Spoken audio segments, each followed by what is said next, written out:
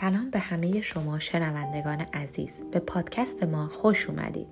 امروز در کنار هم میخوایم به موضوعی بپردازیم که میتونه زندگی ما رو متحول کنه. قدرت تغییر. زندگی مانند یک رودخانه است، گاهی آرام و گاهی خروشان. ما در مسیری قرار داریم که ممکن است به نظر برسد در بین سنگ‌ها و موانع گیر کرده ایم. اما آیا می‌دانید که این موانع بخشی از زیبایی این سفر هستند؟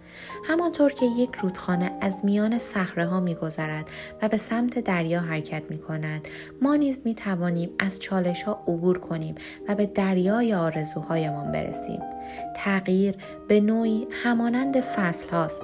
وقتی به بهار فکر می کنید چه تصویری در ذهنتان نقش می بندد؟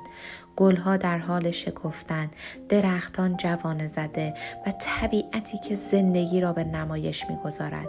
ما نیز باید به تغییر به عنوان یک بهار جدید نگاه کنیم. فرصتی برای شکفتن و آغاز دوباره. اما در این مسیر ترس از ناشناخته ها می تواند ما را متوقف کند. ترس مانند سایه‌ای بزرگ بر روی امیدها و رویاهای ما می افتد. اما آیا تا به حال به این فکر کرده اید که سایه ها تنها به خاطر وجود نور وجود دارند؟ برای اینکه سایه ها را از بین ببریم کافی است به نور امید و انگیزه توجه کنیم. تغییر ممکن است دشوار باشد، مانند یک پرنده‌ای که از لانه‌اش خارج می شود و برای اولین بار پرواز می کند. آن پرنده نمی داند که آیا می تواند اوج بگیرد یا نه، اما به جلو می رود و سرانجام پرواز را یاد می گیرد.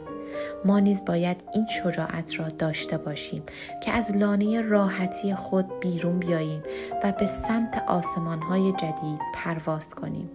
هر روز یک صفحه جدید از کتاب زندگیمان را می‌نویسیم.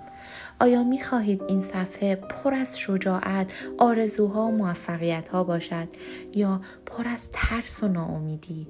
انتخاب با شماست. می توانید با هر تصمیم کوچک داستان زندگیتان را به سمت مثبت‌تری تغییر دهید.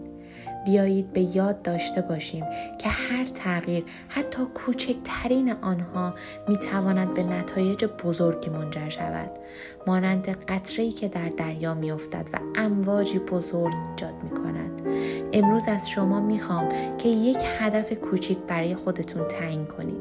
شاید تصمیم بگیرید هر روز یک کتاب بخونید یا یک عادت جدید رو شروع کنید.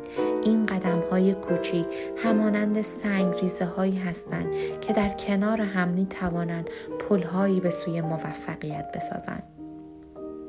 پادکست ما به شما این فرصت رو میده که با هم در این سفر همراه بشیم.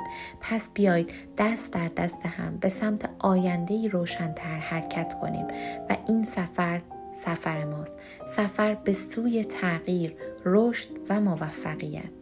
این پادکست را با دوستانتون به اشتراک بگذارید و با هم در این مسیر انگیزشی قدم بردارید تا قسمت بعدی با انرژی مثبت و انگیزه تازه زندگی کنید و فراموش نکنید تغییر آغاز یک سفر جدید است.